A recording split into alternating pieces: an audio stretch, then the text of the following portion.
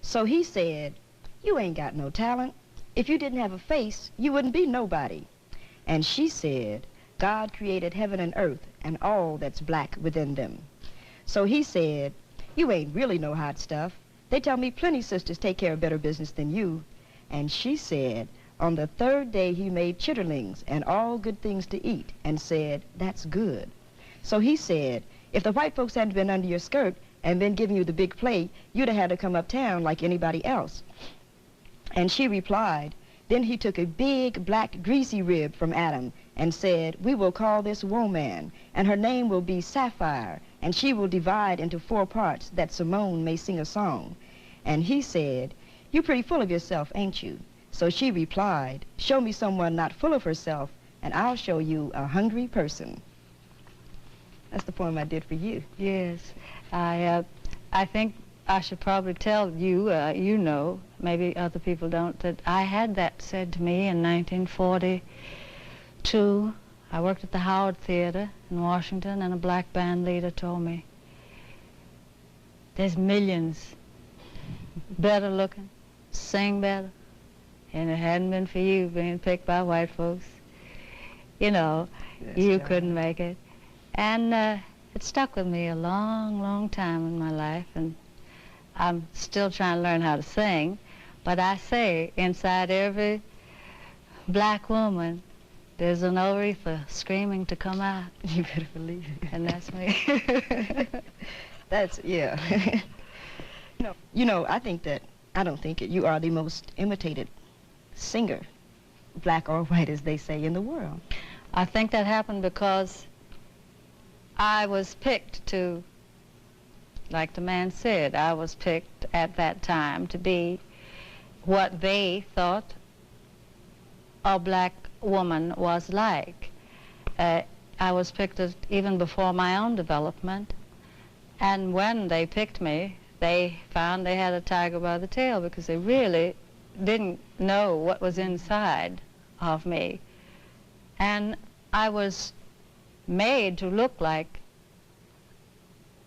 someone not me. I was made to look like I had to learn to sing, and I was not allowed to imitate rhythm and blues records because they weren't played very much, and I was raised by middle-class people who didn't believe in singing the blues.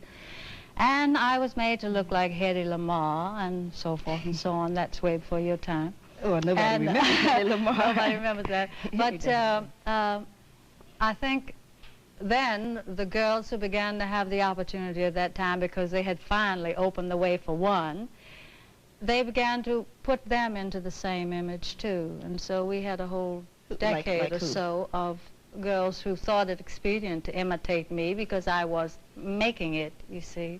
They say you've been trying to change your image. I don't know what that means. Well, I think what it means probably is that since Greensboro, as recent as that, and sit-ins, I was able to flee my establishment stereotype because young people had freed me. And I think that since I always have been what I am inside, that I've been able to survive because they really didn't kill anything black in me. I was, because I remember you were out in, I think, Las Vegas, and you beat that guy bloody with your shoe. Yeah, well, I drew a little blood. It was in Los Angeles. It was in Los Angeles. That probably was the first time I felt less lonely. By the isolation that was imposed upon me by very nature of its definitive isolation from my own people, from white people, this middle thing that I was in, had kept me very much alone spiritually too. And I got insulted. I had frequently done so, but I hadn't done it at a place where there were a couple of reporters around. And the guy made me mad, and I struck him violently, because I am violent in a way. You're trying to say violence purges the soul? No, he just made me mad, and sometimes your madness just mounts into, you know, beautiful madness. And I struck him, and I got tons of mail and letters and telegrams from black people who said, you know, hey, thank you, and how wonderful, and all. I said, my God, I'm not alone, and that was in the 50s. I had lived a long time without that feeling. And there are so many young black people now who I see doing things that are revolutionizing me and the world. Let me sort of ask a question that might be difficult. Like you grew up with, not grew up with, but professionally with Billie Holiday and Dinah Washington. Yes. And you survived, and they didn't. Do you? I'm sort of asking, I guess, to respond to that. Like, why? Can you? I don't know. I didn't want anybody to kill me. I think I didn't want them to destroy me. I mean, let's say I won't say hate because it's very bad, and I've not allowed myself until recently to love and open myself up to love. I was strengthened by my active disinvolvement, hidden, but it kept me surviving, and I think my background, my people must have. I find great migrations made by my great-great-grandmother on both sides that I didn't know anything about until I was in my 40s, and they survived, and it must be in us. Yeah. I'm sorry that, you see, I loved Billie very much, and I loved Dinah, and they were both very gentle women to me. They were very good to me when I was starting. And I think I began to know about the sisterhood during those years. You had a personal tragedy. Your father died, and then your son. Yes, this past 6 months I've lost my father and my son, and they were both black men that I was denied until I was along in my years. My father and my mother separated when I was 3, and my son was taken from me when he was 3.